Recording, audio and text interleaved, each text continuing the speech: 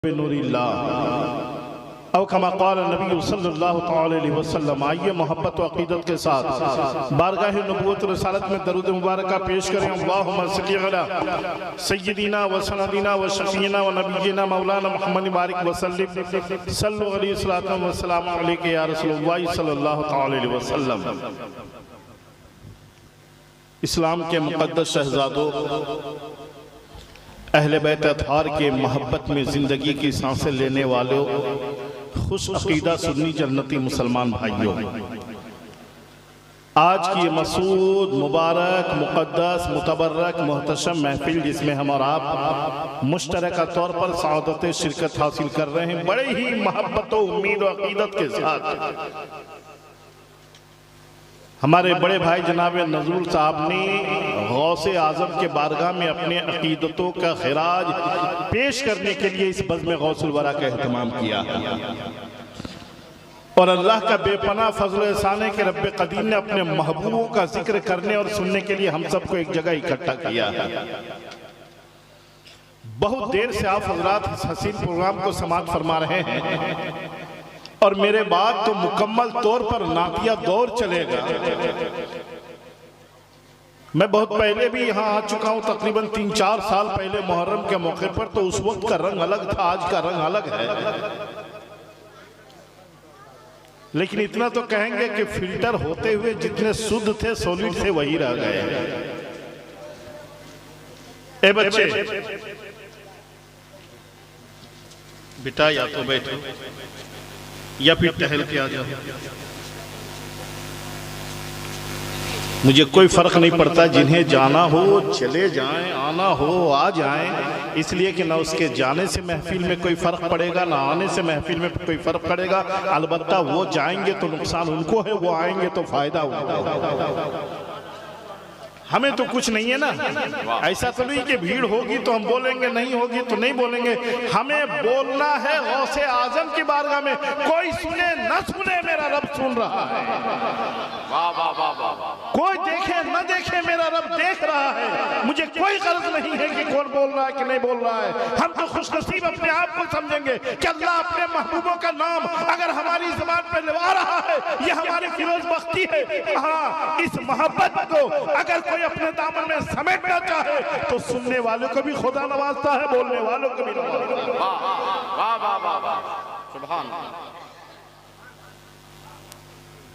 है। ऐसे वैसे की बातें नहीं हो रही है।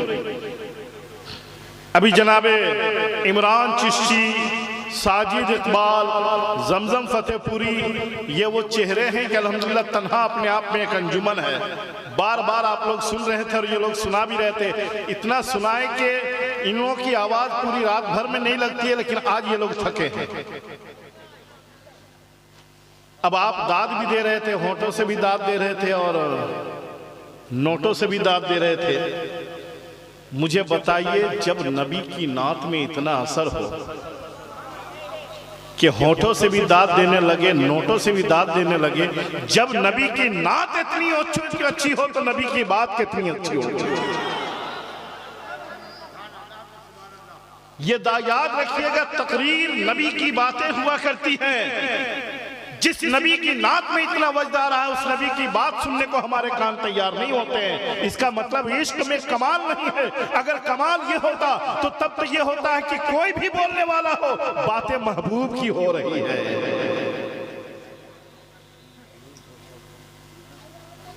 मैं सबसे पहले तबरुकन उस बारगाह में अकीदतों का ये 2 शेर पेश कर दूं कि इस जमीन पर कदम रखते ही जबीन अकीदत जहाँ खम होती है, हुजूर नेमत मिल्लत के हवाले से खुमार उल्फत तुम्हारा साकी चढ़ा हुआ है, चढ़ा रहेगा।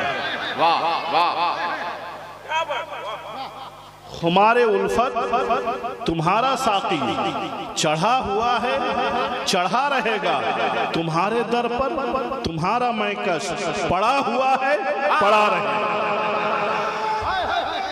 वाह वाह वाह वाह वाह वाह वाह वाह वाह वाह वाह वाह वाह वाह वाह। बेटा ना हम उतना झुक पाएंगे बेटा ना तुम्हारा। वाह वाह वाह।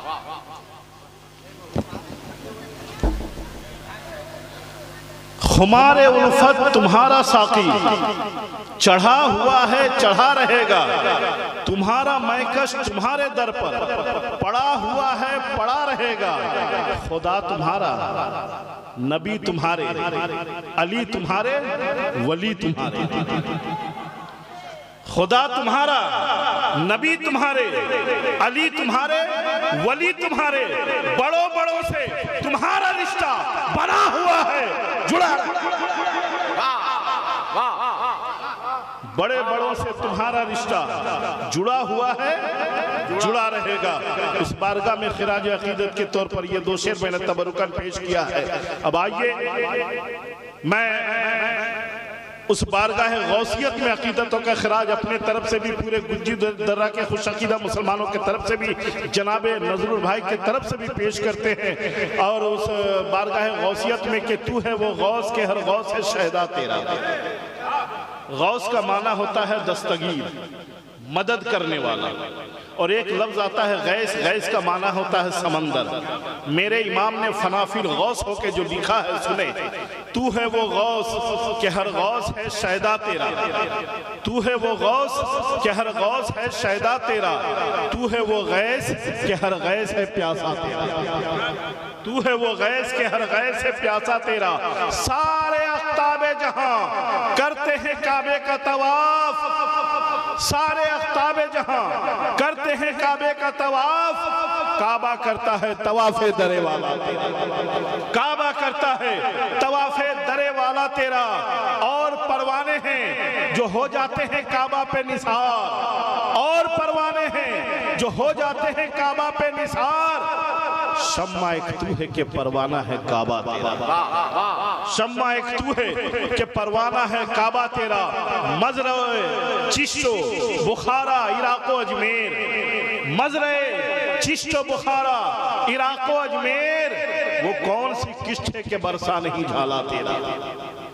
अजीज़ान मिल्लत इस्लामिया, आज की ये महफिल कितने खुशनसीब हैं हम। अल्लाह तबारक व तआला का बेपनाह फजल एहसान है कि रब्बे कदीर ने ये मसूद मौका अता फरमाया है कि ये वक्त गुजर रहा है अल्हम्दुलिल्लाह। वरना आजकल हमारा वक्त यूं ही फालतू गुजरता है। अंदाज़ा लगाएं अगर आज के शब का ये जलसा ना होता तो रातें हमारी गुजरती ज़रूर है, वक्त मेरा कटता ज़रूर है, मगर या तो लूडो खेलने में गुजरता, या तो ताश खेलने में गुजरता, या पबजी खेलने में गुजरता, या तो जुआ खेलने में गुजरता, या तो सिनेमा देखने में गुजरता, या तो फहश सीरियल देखने में गुजरता, या तो किसी की चुगली करते गुजरता, या तो के वक्त गुजरता। मगर खुदा की कसम आज की रात रब ने हम सबको जमा करके इतना बड़ा एहसान किया है कि जिंदगी भर की ऐसे तमाम रातों पर ये रात भारी है, गुजर रही है, मगर जिक्र खुदा पे। वाह वाह वाह वाह। ये रात गुजर रही है तो जिक्र मुस्तफा पे गुजर रही है, ये गुजर रही है तो जिक्र गौस पे गुजर रही है। जमीन पर हम गौस का जिक्र कर रहे हैं, आसमान पे फरिश्ते चर्चे कर रहे हैं। फरिश्ते अपने नूरी अंजुमन में चर्चा कर रहा है। अल्लाहु अकबर कबीरा। याद रखें जो रब के महफिल, रब के महबूब की महफिल को संवारता है, गौसे आजम उस शख्सियत का नाम है जिसके दर से कोई शख्स गुजर जाता है खुदा उसे याद कर लेता है। गौसे आजम उस शख्सियत का नाम है जिसके दर से कोई गुजर जाए, कोई भी हो रास्ते से गुजर जाए तो खुदा मग़फ़िरत फरमा दे। तो जो गौसे आजम की मोहब्बत में महफिल में बैठा हो तो क्या खुदा की रहमत से उम्मीद नहीं कि परवरदिगार आलम हमारे गुनाहों की मग़फ़िरत फरमा दे। क्या बहुत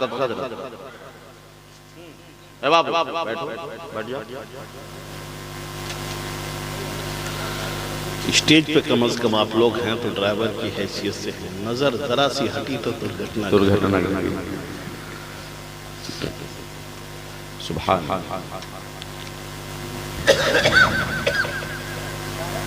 यकीन जानिए अल्लाह तबारक व तआला ने अपने नेक बंदों का जो जिक्र किया ना कुरान मुक़द्दस में, सुभान अल्लाह। आप देखें कि अल्लाह तबारक व तआला ने जो अपने वलियों की शान बयान फरमाई है, अपने वलियों की शान बयान फरमाई है, तो इस दर्जे की बयान फरमाई है कि एक वक्त ऐसा था कि एक कुत्ता जिसे अल्लाह के नेक बंदों से मोहब्बत हो गई थी, एक ताल्लुक हो गया था, तो अल्लाह ने कुत्ते का जिक्र कुरान मुकद्दस में कर दिया।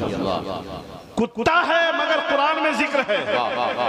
भाई कुत्ते को ये मकाम इसलिए कि अल्लाह के नेक बंदे से वाबस्तगी इख्तियार कर लिया। जब दकियानूस बादशाह का जुल्म शबाब पर आ गया, बढ़ गया, तो उस वक्त के चंद औलिया सिफत इंसान, बुजुर्ग सिफत इंसान, वो 6-7 आदमी अफराद पर मुश्तमिल, जिसे हम असहाबे कहफ कहते हैं, ये उस आबादी से निकल गए, खुदा के हुक्म से वहां से निकल गए, ताकि वहां पर तबलीग करना मुमकिन नहीं था, वहां पर अपने ईमान और अकीदे की हिफाजत मुमकिन नहीं थी। ये अल्लाह के नेक बंदे आबादी को छोड़ के आ गए। जब जंगल में एक सुनसान जगह पर पहाड़ की गुफा में इन लोगों ने पनाह ली, कहीं ऐसा नहीं कि जालिम बादशाह अपनी फौज भेज दे, जालिम बादशाह अपनी फौज भेज दे, तो इसलिए इन लोगों ने पनाह लिया। चंद सिक्के थे हाथ में, बस पनाह लिया, थकावट तो थी, मगर एक कुत्ता पीछे पीछे हो लिया था। पूरा सूरह कहफ आप देखे, अल्लाह ने जो तरतीब दिया है वाकया का, एक कुत्ता सफ में लग गया था, पीछे लग गया था। अब जब वहां पर सब लोग पहुंचे तो देखा कि दरवाजे पर एक कुत्ता बैठा है, तो असहाबे कहफ में से किसी ने कहा, यार ये कुत्ता पता बता देगा, अगर बादशाह की फौज यहाँ तक ना पहुंचे मगर ये कुत्ता यहाँ पर बैठा है, वो लोग समझ जाएंगे कि यहीं पर है, इसलिए कुत्ते को भगाना जरूरी है। ये कुत्ते को भगाओ यहाँ से, वरना ये इतना शोर करेगा, इतना चीखेगा, इतना चिल्लाएगा कि ये पता बता देगा। रिवायतों में आता है, तफसीर की किताबों में आता है, अल्लाह अकबर, उसी असहाबे कहफ में से किसी ने एक पत्थर मारा, कुत्ते को भगाने के लिए एक पत्थर मारा। कुत्ता तो आखिर कुत्ता होता है। कुत्ता अपनी पिछली टांगों पर खड़ा हो गया, अपनी दोनों टांगों को उठा लिया, गोया कि दुआ कर रहा, अल्लाह अल्लाह अल्लाह, पत्थरों की बारिश हो रही है कि तू कुत्ता है, हट जा। इलाहुल आलमीन हमें ज़बान दे दे ताकि तेरे नेक बंदों से कलाम कर सके। दुआ कुत्ते की थी, मौला मुझे ज़बान दे दे के ताकि मैं तेरे नेक बंदों से कलाम कर सकूं।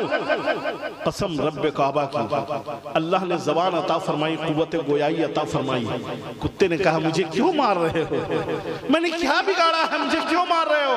असहाबे कहफ में से किसी फर्द ने कहा, यार तुम कुत्ते हो, तेरी फितरत भौंकना है, तू भौंकेगा दुश्मन को पता चल जाएगा, फिर वो लोग आ जाएंगे, हम लोग को कैदी बना लेंगे, इसलिए तुम यहाँ से जाओ, तुम्हें भगाने के लिए हम पत्थर मार रहे हैं, तुम कुत्ते हो, तुम भौंकते हो। खुदा की कसम तफसीर की किताबों में वारिद है, तहरीर है, कुत्ते को कुव्वत गोयाई मिली तो कुत्ता हाथ उठा के कहने लगा, ये बात सही है कि मैं कुत्ता हूँ और ये बात सही है कि मैं भौंकता हूँ, मेरी फितरत है भौंकना, मगर खुदा की कसम मैं कुत्ता जरूर हूँ, मगर इतना बड़ा कुत्ता नहीं हूँ कि वलियों पर भौंकता। नारे तकबीर, नारे रिसालत, फैज़ाने सरकारे गौसे आज़म हजरत अल्लामा मुफ्ती कलीम नूरी साहब किबला, सुभान अल्लाह। कुत्ते ने कहा, मैं कुत्ता जरूर हूँ मगर वलियों का मकाम जानता हूँ, वलियों का मर्तबा जानता हूँ, मैं भौंकता जरूर हूँ मगर उतना बड़ा कुत्ता नहीं हूँ कि वलियों के खिलाफ। अब सोचिए जो वलियों के खिलाफ भौंकता होगा वो कितना बड़ा कुत्ता होगा। अल्लाह ने उस कुत्ते को उसका साथी बना दिया। असहाबे कहफ का जहाँ जिक्र है, कुत्ते का जिक्र है, मुफस्सिरीन बयान फरमाते हैं वो कुत्ता भी इंसानी शक्ल में जन्नत में जाएगा। एक कुत्ता होकर जन्नत जा सकता है वली से मोहब्बत करने की बुनियाद पर। हम तो मोहब्बत करते हैं तो वलियों के वली से मोहब्बत कर रहे हैं। बहुत अच्छे मुफ्ती साहब। विलायत बहुत सारी किस्में होती हैं, अहले इल्म खास तवज्जो। वली हो जाता है, विलायत कई किस्मों पर होती है। कभी विलायत मिलती है, खुदा का कुर्ब मिलता है नवाफिल के जरिए, इबादत के जरिए, परहेजगारी के जरिए, तकवा तहारत के जरिए, पाबंदी शरअ की बुनियाद पर। अल्लाह कभी उस बंदे को अपना महबूब बना लेता है, अल्लाह का वली बना लेता है, अल्लाह उस बंदे को वली बना लेता है, उसे कहते हैं विलायत कसबी। कभी कभी विलायत ऐसे मिलती है कि सामने वाले पर कोई कमाल नहीं था, किसी कमाल बुजुर्ग से नजर मिल गई, किसी साहिब कमाल बुजुर्ग ने गले लगा लिया, किसी साहिब कमाल बुजुर्ग ने अता कर दिया, किसी साहिब कमाल बुजुर्ग ने जूठा दे दिया, किसी साहिब कमाल बुजुर्ग ने गोद में उठा लिया, किसी साहिब कमाल बुजुर्ग ने दुआ कर दी। तो कभी किसी वली की दुआ से किसी को विलायत मिलती है, इसको विलायत अताई बोलते हैं। एक विलायत कसबी होती है, एक विलायत वहबी होती है, एक विलायत नसबी होती है, यानी जो सिलसिला सिलसिला वली होते हैं। बाप वली था, माँ वलिया थी, बेटा वली हुआ, पोता वली हुआ। जो सिलसिले में विलायत चलती है विलायत नसबी बोलते हैं। यानी विलायत की कितनी किस्में हैं? विलायत नसबी भी है, विलायत कसबी भी है, विलायत वहबी भी है, विलायत अताई भी है। ये तमाम विलायतों को एक सिमत रखिए। वली के भी बहुत सारे अक़साम है। कभी वली जब शुरुआती दौर में होता है तो उसे तालीम कहते हैं। विलायत की मंजिल और तरक्की करता है जब उसका ग्रेड अपग्रेड होने लगता है, जब वो अपग्रेड बन जाता है, जब उसका ग्राफ बढ़ता है तो फिर वो सालिक होता है, फिर उसका दर्जा बढ़ता है तो वो सालिक होने के बाद वली होता है, फिर उसका दर्जा बढ़ता है तो वो कुतुब होता है, फिर उसका दर्जा बढ़ता है वो अवताद होता है। अल्लाहु अकबर। पहला मरहला तालीम है, दूसरा मरहला सालिक है, तीसरा मरहला विलायत कामिल है, चौथा मर्तबा अवताद है, चौथा मर्तबा कुतुब है, पांचवा मर्तबा अब्दाल है, छठा मर्तबा अवताद है। विलायत की 5 किस्में और वली की 7 किस्में। तमाम किस्में जहां पर जमा हो करके खत्म हो जाए वहीं से मेरे गौस की विलायत की शुरुआत।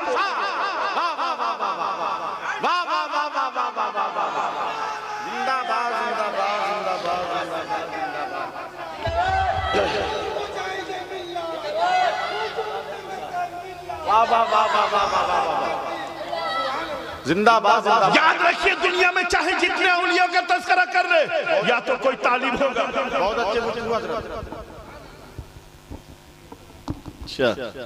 वाह वाह, बहुत अच्छे। जिंदाबाद। दुनिया में जितने औलिया हैं या तो कोई तालिब होगा, या तो कोई सालिक होगा, या तो कोई वली कामिल होगा, या तो कोई अब्दाल होगा, या तो कोई कुतुब होगा, या तो कोई अवताद होगा। मगर जितनी विलायतों के सर जहां पर झुक जाता है वहीं से गौसे आजम के तलवे की शुरुआत होती है। इसीलिए साहिबे मसनवी शरीफ ने कहा है कि जिस तरह नबियों में मेरे मुस्तफ़ा अफजल मकाम रखते हैं, वलियों में मेरे गौसे आजम अफजल मकाम रखते हैं। वलियों में मेरे गौसे आजम अफजल मकाम रखते हैं। वली में सबसे अफजल मकाम, और इतना अफजल मकाम किसी पर नजर डाल दी वक्त का चोर भी हो तो अब्दाल बन के जा रहा है। मुसलमानों, खुशनसीबी है कि हम ऐसे गौस के मानने वाले। तरगीब तरहीब में एक रिवायत है, हदीस है हज़रत अबू सईद खुदरी की।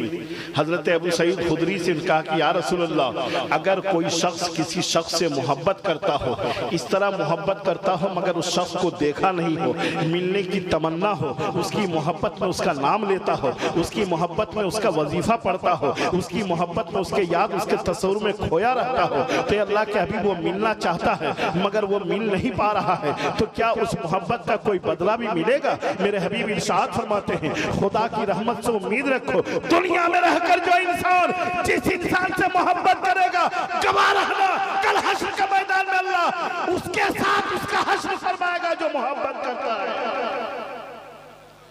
हम क्यों कहलाते हैं कि तेगी हैं? हम क्यों कहलाते हैं कि कादरी हैं? हम क्यों कहलाते हैं कि रज़वी हैं? हम क्यों कहलाते हैं कि नूरी हैं? हम क्यों कहलाते हैं हबीबी हैं? हम क्यों कहलाते हैं चिश्ती हैं? हम क्यों कहलाते हैं अशरफी है? याद रखो, ये नाम वो नाम है, कल हश्र के मैदान में जब मेरा मुर्शिद जाएगा तो साथ साथ हम जाएंगे। वाह वाह वाह वाह। अल्लाह ने वो इजाज़त अता फरमाया गौसे आज़म। नसबी विलायत भी है, कसबी विलायत भी है, वह भी विलायत भी है, अताई विलायत भी है। तालिब के मंजिल भी उबूर कर चुके, सालिक की मंजिल भी उबूर कर चुके, वली कामिल के मंजिल भी उबूर कर चुके, अब्दाल की मंजिल भी उबूर कर चुके, कुतुब की मंजिल भी उबूर कर चुके। इसीलिए तो आला हजरत फरमाते हैं, सारे अफ्ताबे जहां करते हैं काबे का तवाफ, काबा करता है तवाफे दरे वाला। एक बात बताइए, गांव देहातों में एक मसल मकूला बड़ा मशहूर होता है कि फल कितना अच्छा होगा ये पेड़ बताता है, पेड़ कैसा फल देगा ये जड़ बताती है। जड़ कितनी बेहतरीन है किसानों से पूछिए, मिट्टी बोलती है। है ना। तो गौसे आजम की अजमतों का जिक्र समझने के लिए करने से पहले, गौसे आजम के मर्तबे और मकाम को समझने से पहले ये भी समझिए कि अल्लाह ने इस खमीर में बरकतें इतनी क्यों रखी है, अल्लाह ने इस वजूद को इतना इजाज क्यों अता फरमाया है। आज हमारा आपका माहौल ये है कि जब 16-17 साल की उम्र में हम पहुंच जाते हैं तो नजर भी आवारा हो चुकी है होती है, जबान भी आवारा हो चुकी होती है, कान भी आवारा हो चुके होते हैं, निगाहें भी आवारा हो चुकी होती है, कदम भी आवारा हो चुके हैं। नई उम्रों की खुद मुख्तारियों को कौन समझाए, कहां से बच के चलना है, कहां जाना जरूरी है। जैसे ही 16-17 साल की उम्र होती है, बोलने को कुव्वत गोयाई आती है, समझने के लिए शऊर और फिक्र जब बालिग होने लगती है तो उस वक्त बड़े छोटे की तमीज नहीं भूलते हैं, बड़े को भी बददयानती और बदतहजीब वाला जुमला कहते हैं, बाप को भी बूढ़ो कह देते हैं, माँ को भी बुढ़िया कह देते हैं, बड़े को भी तुम तड़ाक कह देते हैं। हमारे अंदर तहजीब नहीं है, हमारे अंदर संस्कार नहीं है, हमारी अपनी संस्कृति नहीं है। इसलिए कि हम समझते हैं कि जिस तरह हम जवान हैं, हमारा खून गर्म है, हमारा मिजाज भी गर्म होना चाहिए, हमारा लहजा भी गर्म होना चाहिए। और माफ कीजिएगा, माहौल ने जितना न बिगाड़ा हो उससे कहीं ज्यादा आज हमारी नई नस्लों को मोबाइल ने बिगाड़ दिया है। ये सहूलत की चीज भी है मगर बिगाड़ का जरिया है। जहां कहीं भी देखिए, बात निकल गई बताता चलूं, जहां कहीं भी देखिए इंसान के बाद इंसान से बात करने की फुर्सत नहीं है। आज देखिए फेसबुक में 5000 फ्रेंड्स, जी हकीकत बात, फेसबुक में मेरे 5000 फ्रेंड्स, कोई दिल्ली का फ्रेंड है, कोई भुवनेश्वर का है, कोई भोपाल का है, कोई कहीं का, कोई पूरी दुनिया में हमने फ्रेंड्स कितने बनाए, 5000। घर में बाप से बातचीत नहीं है, माँ से सलाम कलाम नहीं है, भाई भाई में ताल्लुक नहीं है। ये कैसा फ्रेंड सर्किल है? एक मोबाइल ने दूर कर दिया है। एक मोबाइल ने 5000 फ्रेंड घर के बाहर बना लिए, मगर घर का माहौल हम बना नहीं पाए। घर में माँ से कनेक्ट नहीं हो सके, घर में बाप से कनेक्ट नहीं हो सके। नतीजे के तौर पर जो दोस्त अहबाब से मिलता है, हमारी तरबियत जब घर में नहीं होती है तो माहौल से बिगाड़ होती है। और बिगाड़ इस कदर है कि आज अफसोस के साथ कहना पड़ रहा है, आज मोहल्ले में जहाँ कहीं भी हमारी माँ बहनें गुजरती है, अरे गैरों की औरतें तो दूर की बात, एक वो वक्त था जहां पर शुरुआती दौर में गैर अगर कहीं जाते भी थे तो मुसलमानों को कहते थे, भाई पड़ोस में मेरा घर है, हम फला जगह जा रहे हैं, आज आ नहीं पाएंगे, मेरे घर में बहू बेटी है, जरा नजर रखना, जरा नजर रखना, जरा नजर रखना। वो जानते थे कि मुसलमान नजर का पक्का होता है, मुसलमानों की नजर में वफा होती है। ये हमारे घरों को इज्जत की निगाह से देखते हैं, अपनी बहू बेटी की इज्जत हमारी नजरों की हिफाजत में देख के जाते थे। आज हमारे अपने मोहल्ले में जब रास्ते में हम चलते हैं ना, तो अगर रास्ते में कुत्ता बैठ जाए तो रास्ता बदल के चलना पड़ता है ना भाई। रास्ते में कुत्ते हो तो डर से आदमी रास्ता बदल जाता है। आज हमारे अपने ही मोहल्ले में हमारी माँ बहनें देखती हैं कि 4 मर्द बैठे हुए, 4 लड़के बैठे हुए मोबाइल में लगे हुए हैं, रास्ता बदल के शर्मा के चलती है। मुझे बताओ उस कुत्ते में और उस नौजवान में क्या फर्क है? कुत्ते को देख के भी रास्ता बदला जा रहा है, नौजवान को देख के भी रास्ता बदला जा रहा है। अल्लाहु अकबर, कब हम सीखेंगे अपने माशरे में? याद रखो, ये तरबियत कहाँ हमें ले जाएगी? वो अंधेरा ही भला था जो कदम राह पे थे, रोशनी लाई है मंजिल से बहुत दूर हमें। तरबियत सीखिए, तकवा, तहारत, परहेजगारी और पाबंदी। अल्लाह अकबर, वो गीलान जिसे उर्दू में गीलान कहते हैं, फारसी में गीलान कहते हैं, इराक का वो इलाका, अरब की वो पाक पवित्र जमीन गीलान कहते हैं। वो गीलान बड़ा मशहूर कबीला है, उसी गीलान को अरबी में जीलान कहते हैं। इसी से अब्दुल कादिर जीलानी कहा जाता है, अब्दुल कादिर गीलानी कहा जाता है। वही गीलान का एक नौजवान चंद खजूरें लेकर के, सत्तू लेकर के वो सफर में जा रहा है मुजाहिदे में, कुछ बिजनेस के तजारत के गरज से, लेकिन सत्तू थोड़े हैं, वो खत्म हो गया। भूख इतनी शिद्दत की लगी, जब पोटली खोला तो खाने को कुछ नहीं है। अल्लाह अकबर, मगर सफर भी है, गुमनाम रास्ता है, कहीं दिशा दशा नहीं मिल रही है, खाने को कुछ नहीं है, दूर दराज में कहीं पे कुछ आसरा नहीं है। बहुत उम्मीद जब कमजोर हो गया, चाहा कहीं खजूर का पेड़ देखा, रुक गया। वो 16-17 साल का नौजवान खजूर का पेड़ देखा, सोचा खजूर खा ले, शिकन सेरी हो जाएगी, कुछ तो तवानाई आ जाएगी, कुछ तो ताकत आ जाएगी। जैसे ही हाथ बढ़ाया अचानक नफ्स ने वार किया, नफ्स लवामा ने वार किया। ये नौजवान क्या करता है? अरे जिस खजूर की तरफ तू हाथ बढ़ा रहा है, तुझे पता भी है कि तू उसका मालिक नहीं है, तू उसका मालिक नहीं है, तू उसका मालिक नहीं है। यह एहसास आते ही हाथ खींच लेता है, मगर भूख भी है, इतनी ज्यादा भूख है कि बयाबान में कहां से खाने को ला जाए। इसी बीच जब वजू का वक्त, नमाज का वक्त हो गया, वजू के लिए नहर किनारे पहुंचा, कमजोरी में चला नहीं जा रहा है, नहर के करीब वजू कर रहा है। वजू करते में देख क्या रहा है? एक खूबसूरत सा लाल पका हुआ सेब बहता हुआ आ रहा है। नौजवान था, भूख भी थी, शरीर तौर पर इजाजत भी थी कि कम से कम भूख मिटाने के लिए, जिंदगी बचाने के लिए इतनी थोड़ी खाई जाए। उसने जो सेब को बहता हुआ देखा, उसने कहा खुदाई नेमत है, अल्लाह ने इंतजाम कर दिया। नौजवान ने उठाया और पहला ही लुकमा काट के खाया था। अभी जैसे ही हल्क से नीचे उतरा था, नफ्स ने हमला कर दिया, जिसे नफ्स लव्वामा कहते हैं। ए नौजवान, तूने जिस लुकमे को अपने हल्क में लिया है, जिस लुकमे को अपने पेट में लिया है, तुझे पता भी है कि तू उसका मालिक नहीं था। अब ये लुकमा तेरे मैदे में जाएगा, ये लुकमा हाजमे की शक्ल में तब्दील हो जाएगा, फिर उसी लुकमे से हराम खून बनेगा, यही हराम खून तेरे बॉडी में गर्दिश करेगा। बताओ नौजवान, हश्र के मैदान में खुदा को क्या जवाब दोगे? अल्लाहु अकबर। एक 16-17 साल का जवान लड़का, कड़ियल जवान, खौफे खुदाबंदी इतने कि आंखों में आंसू आ गए। या अल्लाह, हमसे अनजाने में हुआ क्या है, अनजाने में हुआ क्या है? ए बच्चा, अनजाने में हुआ क्या है? नौजवान ने समझा कि चलो अब दूर में यहाँ से किससे माफी मांगे, किसका माल होगा। तहरीक किया दिल में, जाना था मगरिब की तरफ, लेकिन अब चल पड़ा पूरब की तरफ, चल पड़ा पूरब की तरफ, चल पड़ा पूरब की तरफ। इसलिए वो पूरब की तरफ जा रहा है। नदी जिधर बह के आ रही है, हो सकता हो किसी इंसान का पता चल जाए जिसका ये सेब हो, जो इस सेब का मालिक हो। महीनों सफर किया, महीनों, सिर्फ एक उम्मीद पर कि ये सेब का मालिक मिल जाए तो मैं उससे गुनाहों की माफी मांग लूंगा। बगैर इजाजत के हमने सेब खा लिया है। महीनों सफर करने के बाद बिलाखिर एक मंजिल पे पहुंचा, देखा दरिया किनारे एक बागीचा है, जो सेब का बागीचा है। एक डाली नदी की तरफ है और नदी के पानी में जब हवा चल रही है तो नदी के पानी में वो डाली झुक झुक के टकरा रही है और सेब टूट रहा है। ये समझ लिया हो ना हो इसी बागीचे का फल गिरा हो। वो 16-17 साल का जवान बागीचे के अंदर जाता है, आवाज लगाता है। थोड़ी देर के बाद एक बूढ़ा इंसान, कमजोर सा इंसान, बुजुर्ग सिफत इंसान लाठियों के सहारे सामने आता है। कहता हो नौजवान, क्या बात है, कौन हो तुम? कहा मैं तो मुसाफिर हूँ। बाबा ये बताओ, इस बागीचे का मालिक आप हो? कहा बागीचे का मालिक मैं हूँ। कहा बाबा आप मुझे माफ कर दो, मैंने बहुत बड़ा आपका गुनाह किया है। वो ज़ईफुल उम्र इंसान कहता, बेटा ना मैं तुझे जानता हूँ ना तुम मुझे जानते हो, ना मैंने तुझे इस आबादी में कभी देखा ना तुमने मुझे कभी देखा हो, तुमसे हमारा क्या वास्ता, कौन सा गुनाह किया है? नौजवान ने कहा बाबा बात दरअसल ये है, आज से महीना दिन पहले आपके बागीचे ही से टूटा हुआ सेब मैंने बहता हुआ पाया था, खा लिया था, मेरा दिल इत्मीनान नहीं हो रहा है, मैं इसीलिए आ गया हूँ। ए बाबा, रगों में हराम खून बन के दौड़े, कल हश्र के मैदान में खुदा के हुजूर हमारी गिरफ्त हो, इससे बेहतर है कि आप हमें माफ कर दे। आप जो बोलेंगे मैं सजा को तैयार हूँ, मगर आप हमें दुनिया में माफ कर दे। इतना बड़ा गुनाहों का बोझ हम दुनिया से लेके नहीं जा सकते।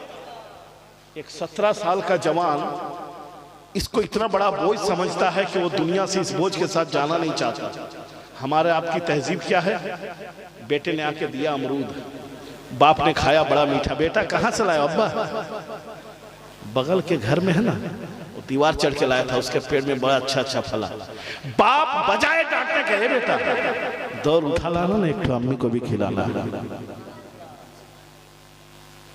बच्चे को हम सिखाते हैं गलत राहों पे चलना। याद रखो माँ बाप की जिम्मेदारी होती है बच्चे को सही तरबियत देना। आज तो हमारा हाल ये है, अगर किसी फेस्टिवल पे, किसी फंक्शन के मौके पर किसी के यहाँ डीजे बज रहा हो, भोजपुरी गाना बज रहा हो, भोजपुरी गाना, झारखंडी गाना, उड़िया गाना, कोई ऐसा फौज गाना बज रहा हो, और मेरा 5 साल 6 साल का बेटा है, अगर जीन्स पैंट पहन करके अगर कमर पे हाथ रख के जरा डांस कर दिया तो बाप का सीना फख्र से चौड़ा हो जाता है। माथा उठा करके बाप 5 आदमी के दरमियान बोलता है, वो देखिए जो नाच रहा है ना वो मेरा बेटा है, बड़ा टैलेंटेड बच्चा है, बड़ा केयरफुल बच्चा है, बड़ा टैलेंट टैलेंटेड है, जेंटलमैन है, बड़ा खूबसूरत बच्चा है, बहुत ज़हीन है। बाप बड़ा खुश होकर चर्चा करता है। लेकिन वही बड़ा बेटा जब बड़ा हो जाता है, जब घर में बहू आ जाती है, बाप जब बूढ़ा हो जाता है, तो वही बाप आता है, इमाम साहब चीनी पड़ दीजिए ना, पानी फूंक दीजिए ना। क्या हुआ? अरे बाप रे बाप, बेटा तो नाच नचा के रख दिया है। अच्छा, जब बेटा नाच रहा था तो बाप खुश हो रहा था, आज वही बेटा नचा रहा है तो तावीज का सहारा ले रहे हो, पानी पढ़ने का सहारा ले रहे हो, चीनी पढ़ने का सहारा ले रहे हो। याद रखो, अगर उसी वक्त बाप ने रोका होता तो आज बाप के सामने बेटा नहीं नाच रहा होता। बहुत अच्छे गुफ्तगू। वाह वाह वाह। वो नौजवान कहता, अब्बा बाबा हमें माफ कर दो, मैं महीनों दिन मुसाफत तय करके आया। उस बुजुर्ग इंसान ने आने वाले नौजवान को सर से पैर तक, ऊपर से हैरत तक देखा। या अल्लाह, 16-17 साल की जवानी की शुरुआत के दिनों में इंसान जाने अनजाने में न जाने गुनाहों